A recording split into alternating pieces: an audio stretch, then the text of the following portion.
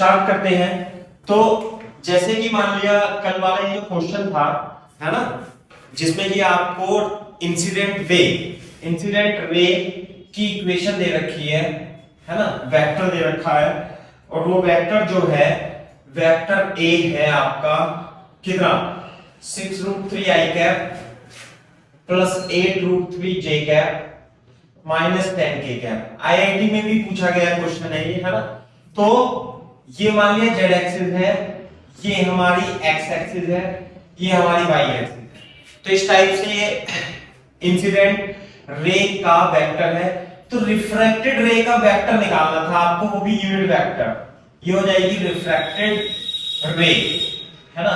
और z is greater than 0 के लिए जो रिफ्रैक्टिव इंडेक्स है वो √2 है, और z इज लेस देन 0 के लिए जो रिफ्रैक्टिव इंडेक्स है वो आपका √3 है। क्लियर है बात? अच्छा, आप इस क्वेश्चन को ऐसे देखो कि मान लेते हैं हमारे पास एक ऐसा, इस क्वेश्चन को छोड़ दो अभी, आप सिंपल ऐसा कंसीडर करो कि मान लिया हमारे पास ये y प्लेन है और ये z प्लेन है। तो x प्लेन तो ऐसा होगा, x प्लेन ऐसा होगा, नो डाउट। तो एक वेक्टर है, और जो वेक्टर है वो yz में है, समझे बात? तो जैसे मान लीजिए ये वेक्टर है इंसिडेंट रे और yz प्लेन में है ना, और yz प्लेन में होगा, तो इसका जो वेक्टर है, जो इंसिडेंट वेक्टर है, वो आपका 8√3j कैप माइनस कितना 10k कैप है, ऐसे करके। This is the z axis. अब समझ में आ रही है बात? और यहां पे √2 है, यहां पे √3 है। क्लियर है क्या बात? सोजन में आ, इस क्वेश्चन को छोड़ दो, ये 3D में है मान लिया, ये 2D में है। तो जो इंसिडेंट रे है वो कौन से प्लेन में है, इसे देखो। अब इंसिडेंट रे ओरिजिन पे मान लेते हैं इंसिडेंट हो रही है, और z इज ग्रेटर देन 0 के लिए जो रिफ्रैक्टिव इंडेक्स है वो √2 है, और z इज लेस देन 0 के लिए नीचे की ओर रिफ्रैक्टिव इंडेक्स √3 है। क्लियर है बात? और ये वाला जो इंसिडेंट रे का वेक्टर है वो कहां पर है भाई? 8√3j माइनस 10k है। आ रही है बात समझ में? नहीं बोलो। सही है। तो सबसे पहले ये बोर्ड पे देखो, जो हमने लॉ ऑफ रिफ्लेक्शन पढ़े थे, तो लॉ ऑफ रिफ्लेक्शन में पहला ही लॉ ये था कि लॉ ऑफ रिफ्लेक्शन हो या रिफ्रैक्शन हो, कि इंसिडेंट रे और रिफ्रैक्टेड रे नॉर्मल एक प्लेन में होने चाहिए। इसी तरीके से यदि आप रिफ्रैक्शन की बात करते हो, तो जो इंसिडेंट रे है और रिफ्रैक्टेड रे है और नॉर्मल, ये क्या होने चाहिए? एक प्लेन में होने चाहिए। तो इस क्वेश्चन को हम बाद में करेंगे, पहले इस क्वेश्चन को देखो आप। तो जब आप देखोगे ये वाला वेक्टर y और z प्लेन में है, देख लो इसमें y और z कंपोनेंट है, बात समझ में आई? तो क्या आप मेरे को अब ये एंगल निकाल सकते हो अल्फा कितना होगा z एक्सिस से? इंसिडेंट एंगल, इसे आप ऐसा करो, इससे आप tan√2 ले लो, है ना, tan ले लो, उसको नहीं करते हैं, tan ले लेते हैं। ये इंसिडेंट एंगल कितना होगा? कितना लिखे भाई? इंसिडेंट एंगल कैसे निकालेंगे? यानी कि z एक्सिस पे इंसिडेंट रे से एंगल निकालना है अपने को, tan j cap minus 10k cap. उस एग्जांपल को हम लेते ही नहीं है, बताओ कैसे निकालेंगे? किसी वेक्टर का जैसे z कैप तो ये हो गया, है ना, और ये वेक्टर ऐसे है, तो ये एंगल निकल जाएगा, निकल जाएगा थीटा। कैसे निकलता है? अगर जो कोई वेक्टर है और z है, तो z की डायरेक्शन में यूनिट वेक्टर क्या होगा? k कैप, और ये है वेक्टर a। तो किन्हीं दो वेक्टर के बीच में यदि आपको एंगल निकालना हो, तो हम यूज करते हैं dot product a dot b into cos theta. Clear है क्या बात? तो cos थीटा कैसे आता है भाई? cos थीटा आएगा a dot b divided by mode of a mode of b। बात समझ में आती है नहीं? अब बोर्ड पे देखो जरा कैसे करेंगे इसे। तो जो वेक्टर a है वो tan j cap minus 10k cap है, तो cos थीटा कैसे निकालेंगे? Vector A tan j cap minus tan k cap, clear है के बाद दूसरा, और ये कितना आएगा, डॉट प्रोडक्ट किसके साथ करें, डॉट प्रोडक्ट करेंगे k के साथ, तो और डिवाइडेड बाय मोड इसका tan रूट 2, और ये कितना आएगा भाई इनटू 1, क्योंकि मोड k का वेक्टर तो हो जाएगा वेक्टर, तो ये कितना आएगा बताओ, ये आएगा minus tan k dot k, नीचे आएगा tan रूट 2, और ये आएगा माइनस 1 अपॉन रूट, क्लियर है क्या बात।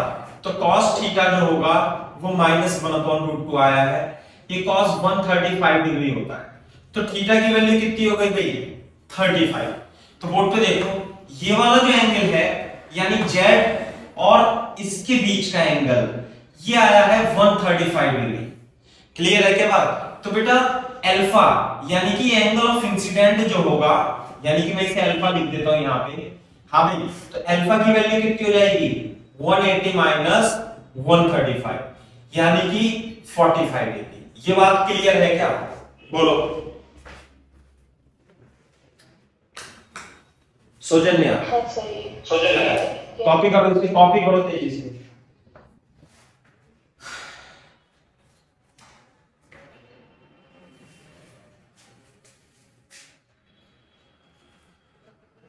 ऐसे करते हैं,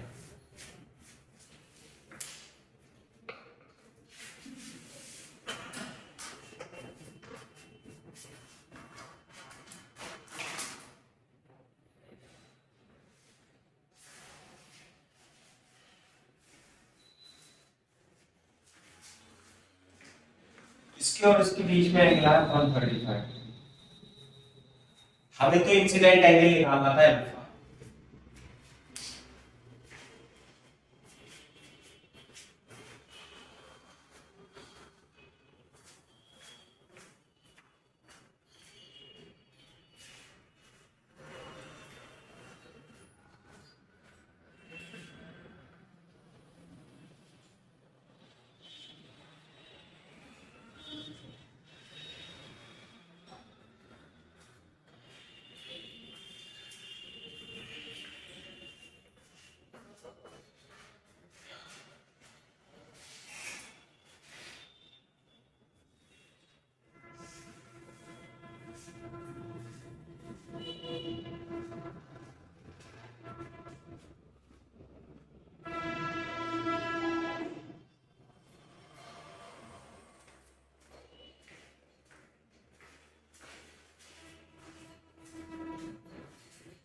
हाँ सर। ठीक है, अच्छा अब ये इंसिडेंट एंगल तो हमें पता लग गया, अब इंसिडेंट एंगल पता लग गया तो रिफ्रैक्टेड एंगल भी निकाल लेंगे आप, कैसे, यहां पे स्नेल फ्लो लगा देंगे, क्या लगाएंगे स्नेल फ्लो बताओ, यहां पे लगा देता हूं मैं, चलो यहां लगा देता हूं स्नेल फ्लो, स्नेल लॉ क्या, म्यू1 और mu two, mu one into sin i, sin i की जगह sin अल्फा, और mu two into sin r, clear है क्या बात।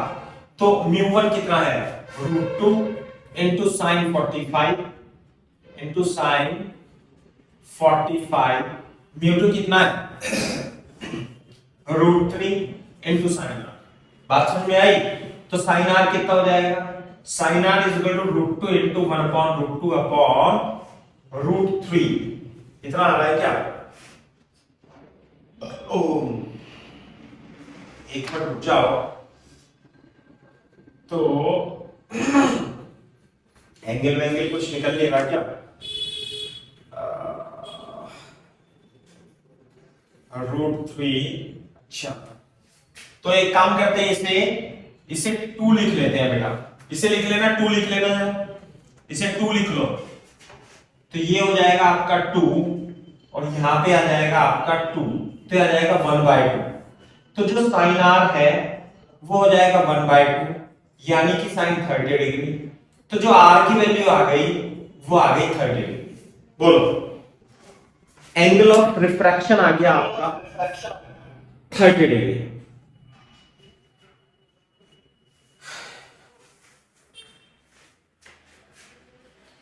मैं इसे साफ कर देता हूं,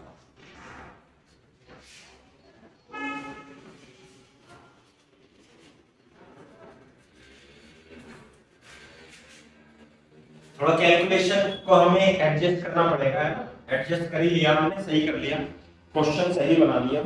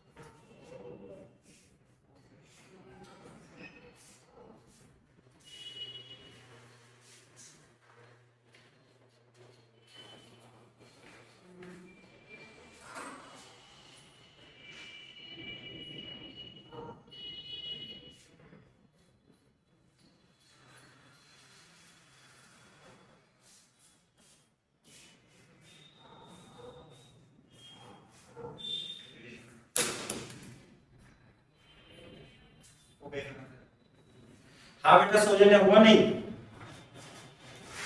हाँ सर, हाँ सर। करो।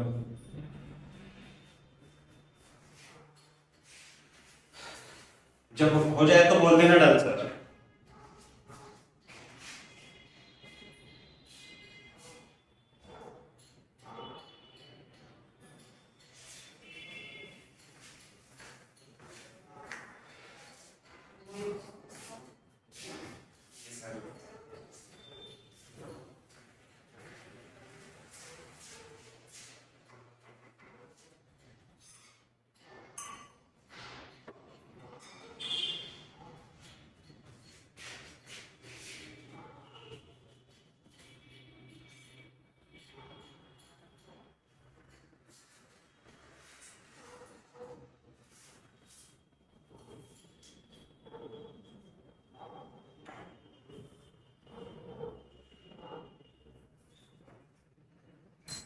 हाँ सर, हाँ सर।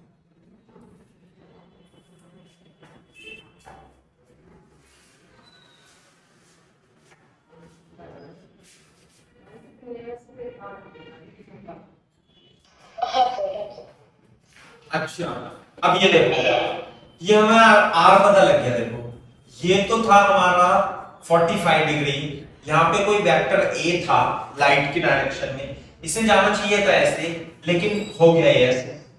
और ये एंगल आया 30 डिग्री।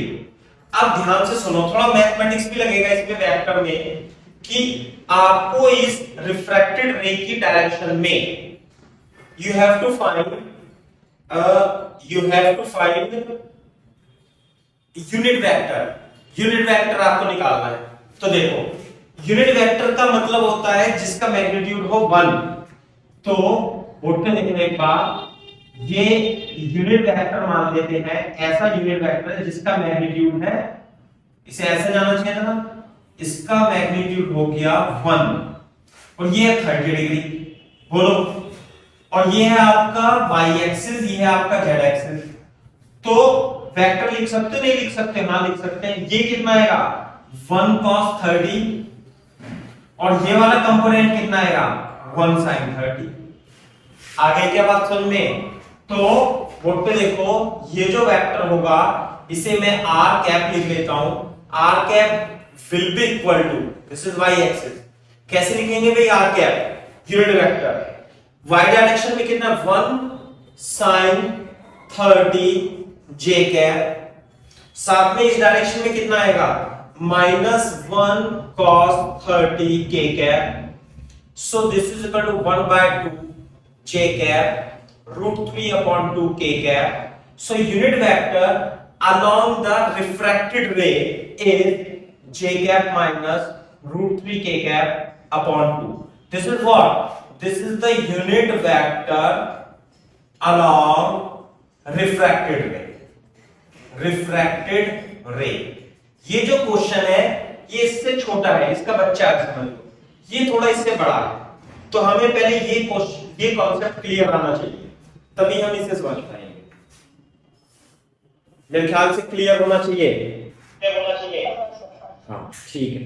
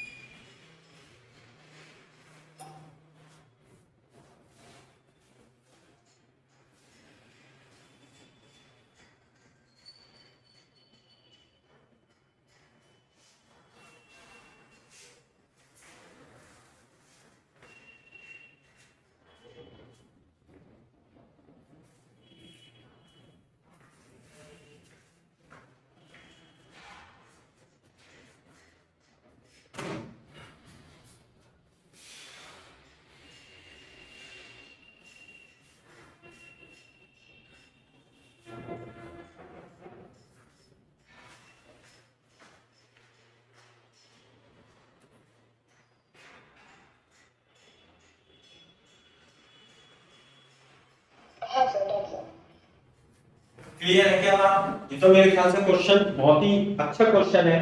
मतलब इस तरीके का क्वेश्चन ये एक बार ही पूछा गया आईआईटी में, उसके बाद कभी शायद पूछा नहीं गया, लेकिन अपन ने एक क्वेश्चन अच्छा फ्रेम कर दिया कि यदि वाई-जेड प्लेन में इंसिडेंट रे ये है तो रिफ्रैक्टेड रे की डायरेक्शन में यूनिट वेक्टर कितना होगा, तो निकाल दिया। क्लियर है क्या बात?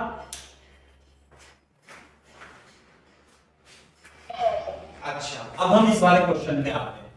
तो टेक्निक तो हमारी सेम यही रहेगी जो हमने इस क्वेश्चन में अप्लाई की है, सही है, लेकिन ये थोड़ा सा और बदल जाता है। मेरे को थोड़ा समझाना तो पड़ेगा ही आपको।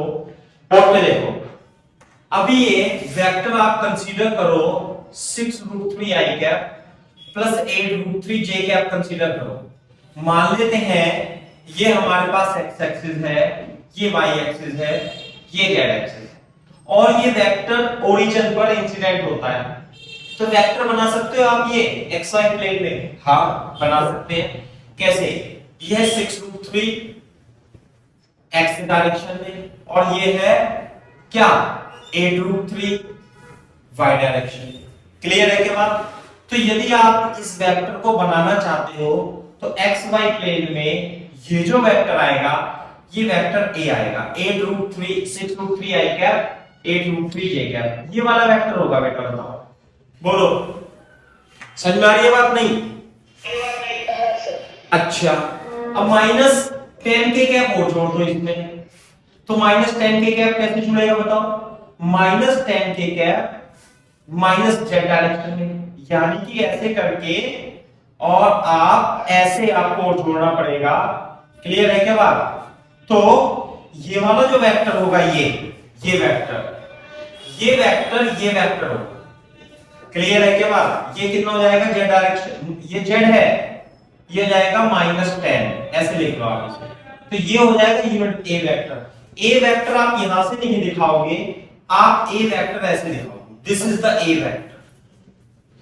क्योंकि वेक्टर तो स्पेस में डिस्प्लेस हो सकते हैं, इधर दिखाओ, यहां दिखाओ, या उधर।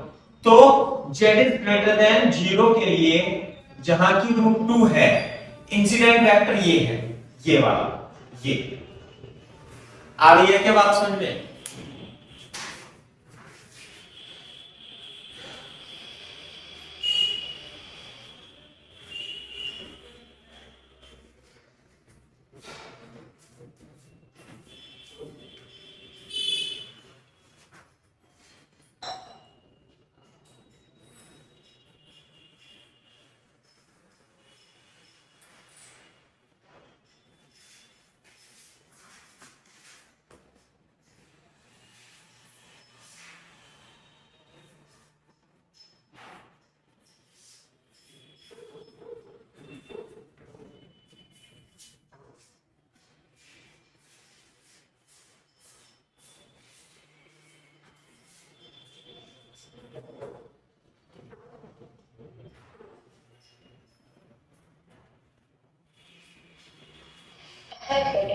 अच्छा, ध्यान से सुनो, ध्यान से सुनो। जब वो प्रीवियस वाला जो क्वेश्चन था उसमें मैंने वेक्टर a लिखा था 10 j cap minus 10 k cap, तो ये तो सिंपल ऐसा था y, ये तो z था और ये y था, है ना, और ये इस डायरेक्शन में आ रहा था। तो ये वाला वेक्टर कौन से प्लेन में है बता सकते हो आप?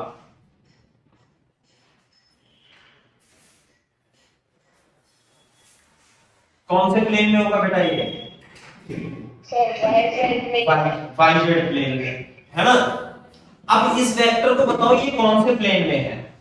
मैं ऑप्शन दे रहा हूं आपसे, क्या ये एक्स वाई प्लेन में है, क्या ये वाई जेड प्लेन में है, क्या ये जेड एक्स प्लेन में है, या इनमें से कोई से में भी नहीं है? बताना जरा।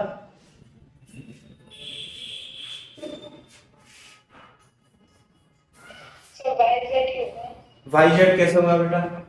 अरे वाई जेड कैसे हो जाएगा? वाई जेड में तो ऐसे होता ना, उसमें जेड कंपोनेंट और के कंपोनेंट। एक्स जेड में होता तो इसमें जेड और एक्स कंपोनेंट होता, है ना। अगर जो वाई जेड में है तो वाई और जेड कंपोनेंट होगा, एक्स वाई में है तो एक्स और वाई कंपोनेंट होगा।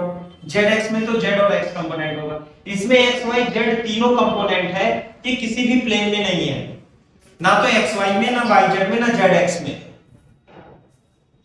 अच्छा हाँ सर ओके सही है ना?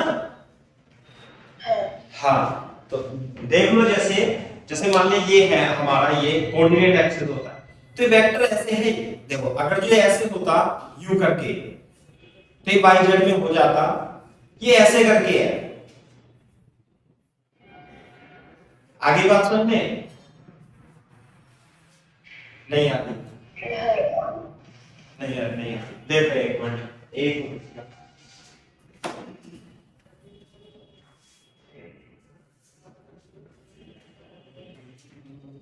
थोड़ा सा टाइम तो लगेगा मेरे को समझाने में इसमें।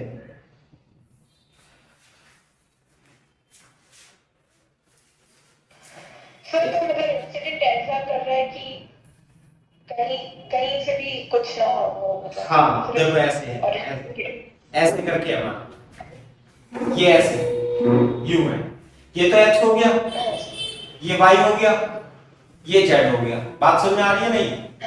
इसे ऐसे पकड़ लेते हैं, चलो अच्छा सुंदर बन गया। अब ये है वाई, ये है वाई, ये है जेड और ये है एक्स।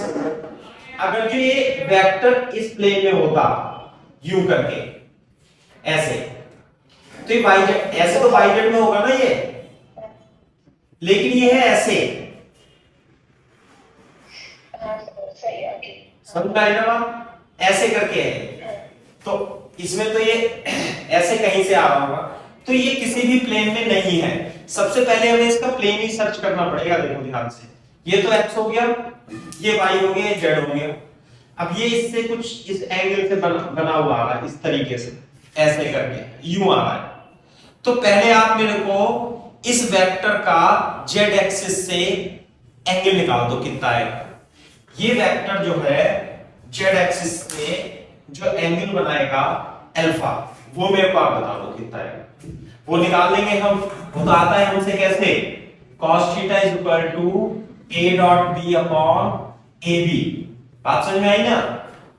वेक्टर क्या है, वेक्टर है 6√3 i cap 8√3 j cap minus 10 k cap. कौन से एक्सिस से निकालना है, क्योंकि नॉर्मल जो है, नॉर्मल है जेड एक्सिस, है ना, डिवाइडेड बाय इसका मैग्नीट्यूड कितना आएगा भाई, 20 into 1 इतना आ गया, तो यह आ जाएगा माइनस 10 अपॉन 20, 20 आएगा ना, 100 और 300, हाँ 20, तो -1/2। तो cos theta is equal to -1/2, यानी कि cos 120, तो थीटा डिग्री आ गया आपका 120, है ना। बोर्ड पे देखो एक बार, तो ये जो एंगल आया, ये वाला एंगल, ये देखो, ये जो वेक्टर था ऐसे करके यू था ना ये, तो ये आया आपका 120 डिग्री।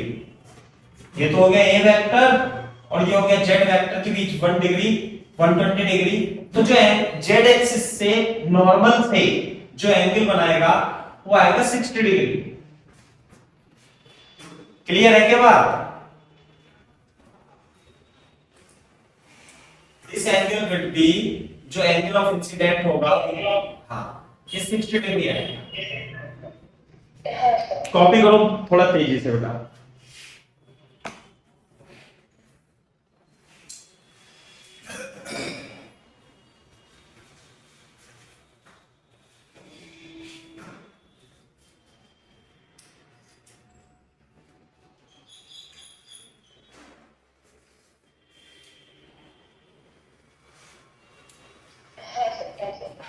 अच्छा अब देखो ध्यान से, थोड़ा काफी टफ सा सवाल है ये, मतलब मैथमेटिकली काफी है।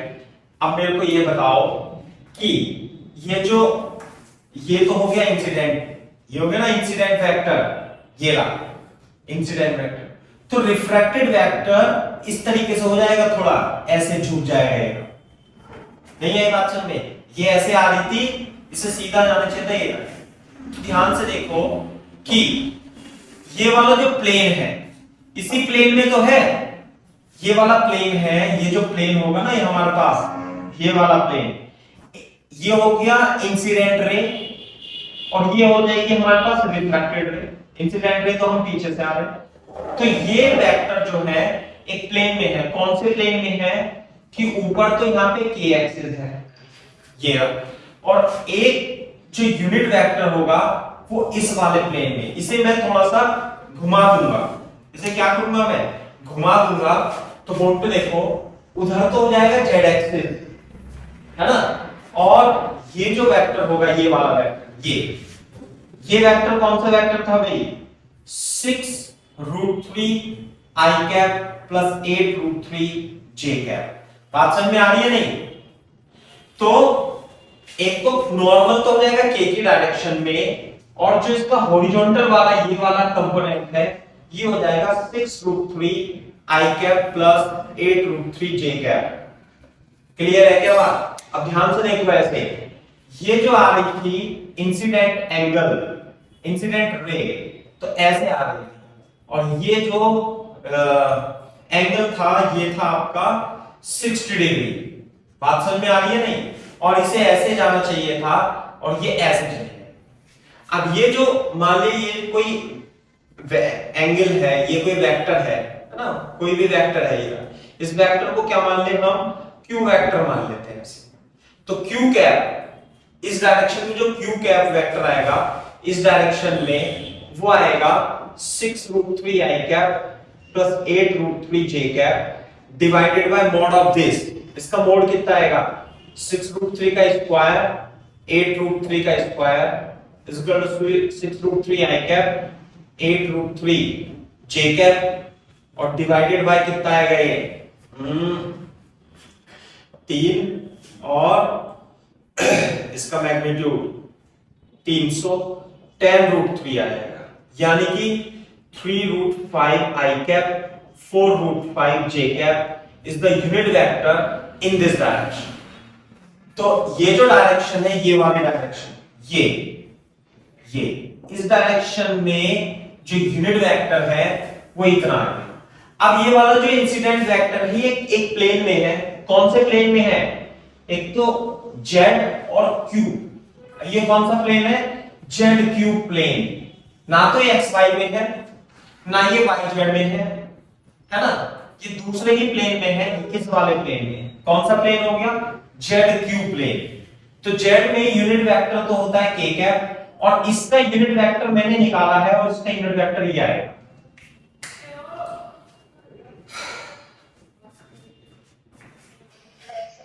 ठीक है, अच्छा अब ये देखो, ये एंगल R निकाल लो आप। कैसे निकालेंगे, यहाँ पे स्नेल्स लॉ लगा देंगे। स्नेल्स लॉ लगाएंगे हम, स्नेल्स लॉ कैसे, म्यू1 तो कितना था √2, z से ऊपर तो है √2 इंटू साइन 60 इक्वल टू, यहाँ पे कितना है म्यू2 इंटू साइन r, तो ये जाएगा। और ये म्यू2 कितना था भाई, यहाँ पे था √3, तो ये जाएगा √3 upon 2 equal to √3 sine r, तो साइन r की वैल्यू हो जाएगी 1/√2 यानी साइन 45, r आ जाएगा 45 डिग्री। तो ये जो एंगल आया ये 45 डिग्री आया। तो यानी कि देखो, ये तो हो गया इंसिडेंट रे, ये तो हो गया इंसिडेंट रे, ये हो गया रिफ्रैक्टेड रे, क्योंकि इंसिडेंट रे तो ऐसे आ रही थी, रिफ्रैक्टेड रे ऐसे हो जाएगी। तो ये है रिफ्रैक्टेड रे। अब ध्यान से देखो, इसका जो मैग्नीट्यूड होगा 1, तो रिफ्रैक्टेड रे का यूनिट वेक्टर अपन कैसे लिखेंगे, यूनिट वेक्टर जो होगा ये होगा 1 cos r minus k cap, और ये होगा 1 sin r और q कैप। बात समझ में आती है नहीं? इस डायरेक्शन में यूनिट वेक्टर क्या है, इस डायरेक्शन में माइनस k कैप, और इसका ये वाला कंपोनेंट, क्योंकि यूनिट वेक्टर का मैग्नीट्यूड 1 होता है तो मैंने यहां 1 लिखा है, 1 sin r into q cap. Clear है क्या बात? अच्छा, अब cos r की वैल्यू लिख लेता हूं मैं। cos r 1/√2, तो 1/√2 k कैप, और ये भी 1/√2 आएगा, और q कैप की वैल्यू कितनी आएगी, q कैप की वैल्यू आएगी 3/√2 i cap plus 4/5 J cap. Clear है कि बात? थोड़ा सिंप्लीफाई कर लेंगे इसे, यहाँ पे 5 आएगा, है ना, ये आ जाएगा 3 अपॉन, अच्छा √2, 1/√2 कॉमन ले लो, 1/√2 कॉमन लेंगे तो 3/5 आई कैप, 4/5 जे कैप, माइनस कितना आएगा के कैप। बात समझ में आ रही है नहीं? कुछ कहा गया क्वेश्चन?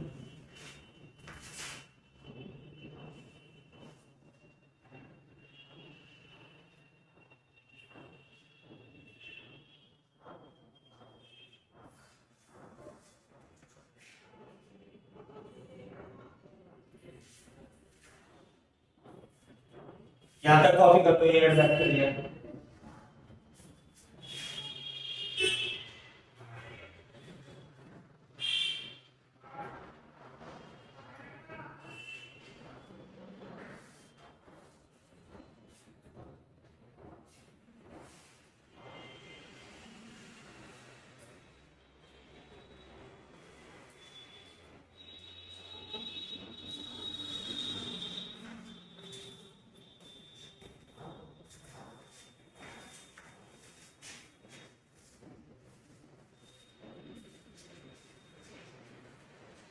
इसे थोड़ा सिंप्लीफाई और कर देंगे हम, तो इसमें कॉमन क्या ले रखा है अपने को? 5 कॉमन ले रखा है, और √2, 3/√2 आई कैप प्लस 2√2 जे कैप माइनस ये आ जाएगा हमारा 5/√2 के कैप। ये है।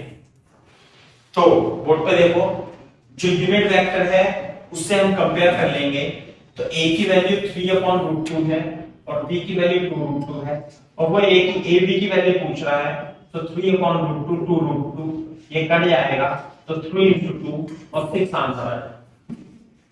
इस तरीके से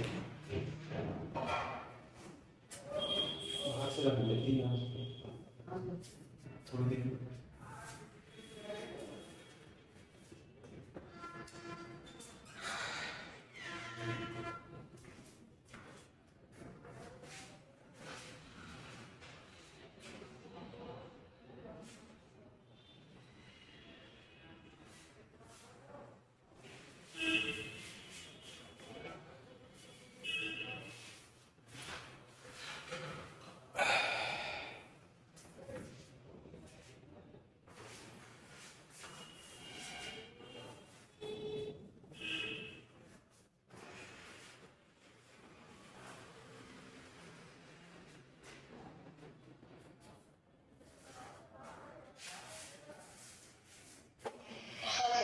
सही है। तो ये है, मुझे ऐसा लगता है कि ये कम समझ में आया होगा आपको सवाल, है ना, लेकिन इसे आप करोगे दोबारा से, है ना भाई, क्योंकि इतना टफ सवाल तो मुझे लगता नहीं है कि दोबारा से कभी आएगा आईआईटी में, लेकिन इतना भी टफ नहीं है। थोड़ा जब वेक्टर मैथमेटिक्स पढ़ लोगे आप, तो वेक्टर की हेल्प से और आपको सिंपलीफाई हो जाएगा। इसे आप एक बार फिर से करना, इससे पहले जो क्वेश्चन कराया था उसे समझने की कोशिश करना, कि जब भी आपको एक यूनिट वेक्टर लिखना है किसी डायरेक्शन में, तो उसका मैग्नीट्यूड 1 मान के एक एंगल अल्फा लिख लेना, तो ये हो जाएगा 1 cos अल्फा और ये हो जाएगा 1 sin अल्फा। तो ये जो यूनिट वेक्टर है ये हो जाएगा 1 cos अल्फा। अब ये इधर की डायरेक्शन में यूनिट वेक्टर PQ है, तो PQ लिखेंगे, और इधर की डायरेक्शन में यूनिट वेक्टर Q कैप है, तो 1 sin अल्फा Q कैप लिखें। ऐसे यूनिट वेक्टर लिखते हैं। तो P कैप और Q कैप निकालना है आपने, P कैप और Q कैप। इससे पिछले वाले क्वेश्चन में ये क्लियर मेंशन था कि ये तो -K कैप था और ये J कैप था। बात समझ में आ रही है नहीं? तो ये cos अल्फा -K कैप हो गया था, ये sin अल्फा J कैप हो गया। लेकिन इस क्वेश्चन में ये वाला तो y और z और y प्लेन में था, सीधे सीधे yz प्लेन था ये तो, लेकिन अब की बार ये प्लेन ही बदल गया। प्लेन अब की बार कुछ ऐसा हो जाएगा, ये कुछ डिफरेंट टाइप का प्लेन हो जाएगा ये, ये ना तो एक्स वाई प्लेन है ना वाई जेड प्लेन है, समझ में आई बात। तो इस प्लेन में क्या करना पड़ेगा, इस प्लेन को मैंने ऐसे था ना, ये देखो इधर, ये मान लिया ऐसे था प्लेन, ये तो ऐसे हो गया, ये ऐसे, ये प्लेन कुछ ऐसे था यू तिरछा करके, तो अब मैंने इस प्लेन को यहां पे यू रख लिया ऐसे, आई बात समझ में, ऐसे करके यू रख लिया प्लेन। तो ये वाला जो प्लेन है ना, ये तो हो गया जेड एक्सिस, और ये वाला प्लेन ये हो जाएगा। तो इसके अलावा जो यूनिट वेक्टर है वो ये वेक्टर है, इसका यूनिट वेक्टर। फिर कैलकुलेशन मैं इसका सॉल्यूशन भी भेजूंगा आपको, है ना, तो आप उससे पढ़ने की कोशिश करना दोबारा से, ठीक है।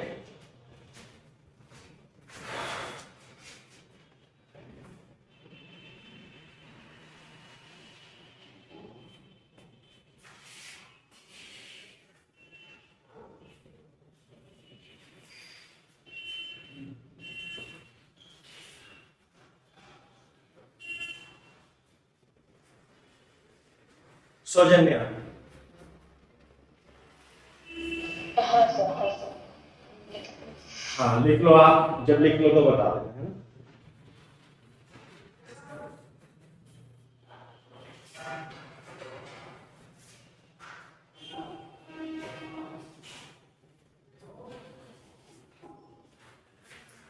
इंसिडेंट रे, रिफ्रैक्टेड रे और normal should be in plane. तो हमें प्लेन ढूंढना पड़ेगा, प्लेन, ये वाला प्लेन है, ये ऐसे करके, है ना, ये प्लेन, ये वाला प्लेन,